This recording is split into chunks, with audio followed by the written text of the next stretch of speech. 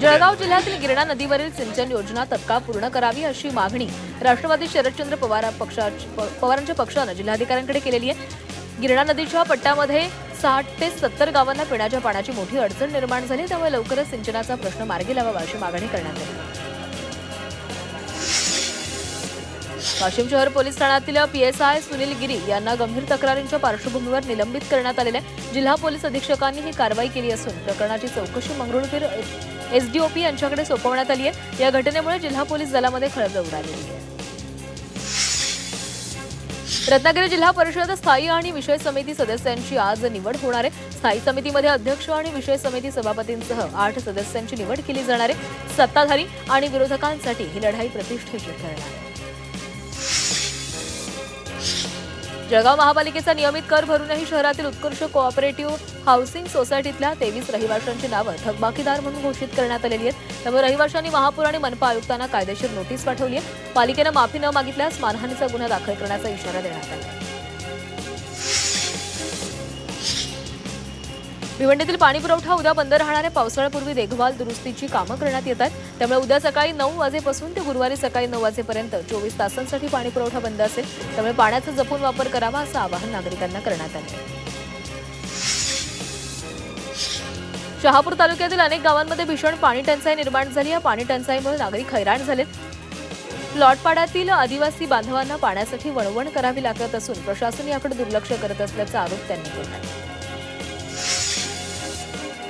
राज्य खो खो असोसिएशननं निवड समितीची आणि राष्ट्रीय संघ प्रशिक्षकांची घोषणा केलेली आहे। यामध्ये रत्नागिरी जिल्ह्याचा शिरपेचामध्ये मानाचा तुरा रोवला गेलाय।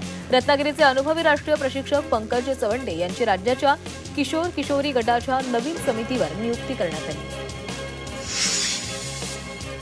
सोलापुरात जनगणनेच्या प्रक्रियेला उद्यापासून सुरुवात होणार आहे। यंदा तब्बल 15 वर्षांनंतर जनगणनेची प्रक्रिया राबवण्यात येणार आहे। सोलापूर शहरातील जनगणनेसाठी एकूण सुधारित 8 झोनची निर्मिती करण्यात आली आहे। पहिल्यांदा घर यादी आणि त्यानंतर प्रत्यक्षामध्ये डिजिटल जनगणना करण्यात येणार आहे।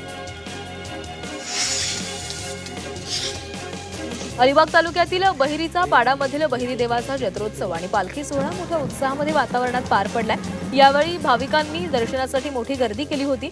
या यात्रेनिमित्तानं स्थानिक कलाकारांचे सांस्कृतिक कार्यक्रमही पार पडले। अकोला शहरामध्ये आपली नदी आपली जबाबदारी या अभियानाचा शुभारंभ करण्यात आलाय। भाजपच्या 46व्या वर्धापन दिनानिमित्त हा अभिनव उपक्रम राबवण्यात येत आहे। या अभियानाअंतर्गत मोरणा नदीतील जलकुंभी काढून नदी स्वच्छ करण्याचं काम हाती घेण्यात आलं। जळगावच्या 40गाव तालुक्यातील खडकी बुद्रुक गावामध्ये जवान वैभव अण्णा मांडोळे यांना देशसेवेच्या वेळी वीरमरण प्राप्त झालं। पश्चिम बंगालमध्ये सीमेवर कर्तव्य बजावत असताना ही घटना घडली। त्यांच्या पार्थिवावर खडकी बुद्रुक येथे शासकीय इतमामामध्ये अंत्यसंस्कार करण्यात आले। वाशिम जिल्ह्यातील सोमठाणामधील एका शेतकऱ्यानं खास गवताच्या माध्यमातून शाश्वत शेतीचा आदर्श निर्माण केलाय। या शेतकऱ्यानं 5 एकरामध्ये 30 फूट अंतरावर खस गवताची लागवड करून मृद आणि जलसंधारण प्रभावीपणे साधलेल्या फळबाग, बांबू आणि हंगामी पिकासोबतच त्यांनी तण देई धन ही संकल्पना यशस्वीपणे राबवलेली आहे।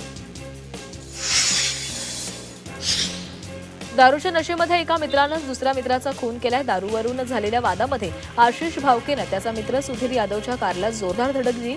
या अपघातामध्ये सुधीरचा मृत्यू झालाय। रत्नागिरीच्या आंबा घाटात हा प्रकार घडलाय। आरोपीला पोलिसांनी बेड्या ठोकल्या। नाशिक महानगरपालिकेच्या नावानं बनावट संदेश पसरवल्याप्रकरणी कारवाई करण्यात आलेली आहे। महानगरपालिकेच्या लोगोचा गैरवापर करून प्रलंबित पाणीपट्टी आणि घरपट्टी भरण्याबाबत धमकीचा व्हॉट्सअॅप संदेश पाठवण्यात आला होता। या प्रकरणी सायबर पोलिसांनी अज्ञात व्यक्तीविरोधात गुन्हा दाखल केला आहे।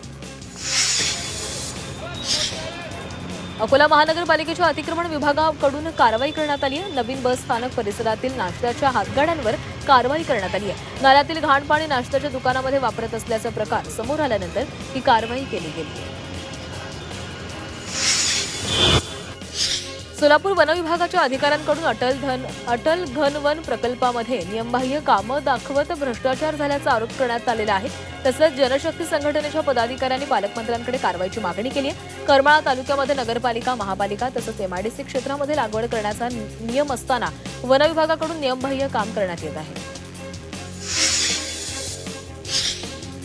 चंद्रपूर जिल्ह्यामध्ये दारू पिऊन बस चालवणाऱ्या बस चालकाला सतर्क प्रवाशांनी दणका दिलेला आहे. प्रवाशांच्या लक्षामध्ये येताच एका सतर्क प्रवाशानं तत्काळ बस थांबवून चालकाला जाब विचारला. यावेळी चालक मद्यधुंद अवस्थेमध्ये असल्याचं दिसून आलं. त्यामुळे चालकावर कारवाई करण्याची मागणी करण्यात आली. कांदिवली रेल्वे स्टेशन परिसरामध्ये भर दिवसा मंगळसूत्र चोरी करण्यात आले. यावेळी नागरिकांच्या सतर्कतेमुळे महिला चोर जेरबंद झाली. गर्दीचा फायदा घेत 20 वर्षीय तरुणीनं चोरी करण्याचा प्रयत्न केला. या प्रकरणी आरोपी तरुणीला अटक करण्यात आली.